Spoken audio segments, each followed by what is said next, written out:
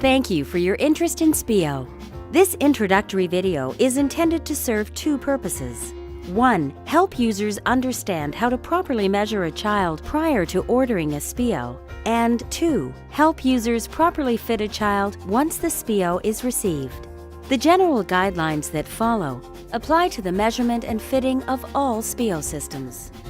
Additional video tutorials have been produced that provide more detailed instructions that are unique to each specific SPIO orthosis. However, it is important that the following general guidelines are viewed and understood prior to advancing to the system-specific instructions. Measurement. The SPIO sizing guidelines were created to ensure that each child receives the correct fit. Always measure each child, paying close attention to the sizing guidelines. A copy of the guidelines is included with each sizing kit. It can also be found on the SPIO website, spioworks.com. If you have an assessment or sizing kit at your location, we recommend that you take the time to measure each child, even if he or she appears to fit perfectly into a particular size in the kit. Never select a size based on visual estimate. Eyeballing or estimating a size greatly increases the likelihood of an improper fit and less than ideal compression. SPIOs, like all items made from fabric, stretch with use. But unlike some fabrics, SPIO's unique fabric has a memory and rebounds to the original shape. SPIOs need to be washed at least every other day to realign the fabric's fibers and to maintain the proper amount of compression. If you are using a SPIO from an assessment kit that hasn't been washed within the last week, it may have stretched and may no longer be representative of the original size. All SPIO measurements must be recorded in centimeters. Place the tape measure directly against the skin. When measuring for any SPIO system, it is important that the tape is snug to the child's body without compressing the skin. For these reasons, a flexible cloth or vinyl tape is recommended. Pulling the tape too tightly will result in an inaccurately small measurement. If the tape is not snug enough, an inaccurately large measurement will result. In general, the tape must not indent the skin, and there should not be any gaps between the skin and the tape. Fitting. SPIOs are unique. They are precisely constructed using specialized fabric to provide the most comfortable and effective compression.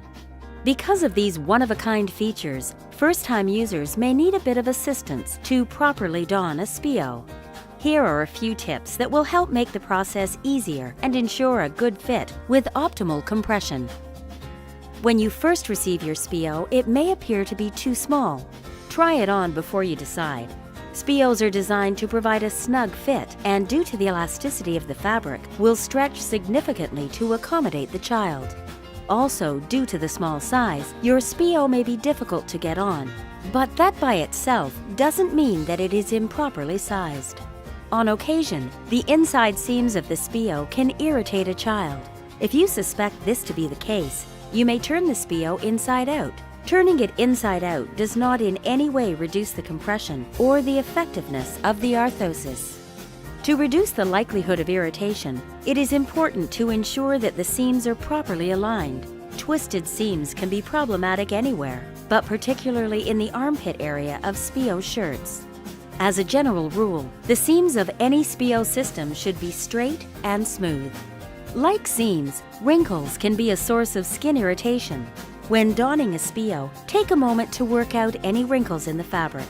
If a SPIO is too long, the excess fabric may be folded back at the wrist or ankle, creating an extra layer of compression. You may observe mild red marks or lines on your child's skin after removing the SPIO. These can be created by the system's seams or where the compression is the most significant. Some redness is expected. The redness typically resolves in 15 minutes or less and is not a problem. If the redness does not resolve in 15 minutes, the system may be too tight. To determine if the SPIO is providing proper compression, place 2 fingers between the SPIO and the child's skin. Then pull the fabric away from the child's body. The system is designed to stretch approximately 1 to 2 inches with significant resistance. If the SPIO can be stretched more than 2 inches from the child's body, the system is too large and not providing proper compression. If it cannot be stretched at least 1 inch, the system is too tight. Now that you have viewed the general measurement and fitting guidelines, please take a moment to watch the system-specific videos. These videos provide additional measurement and fitting information that is unique to each SPIO system and help to ensure that each child receives the best fitting, most comfortable, and most effective compression solution.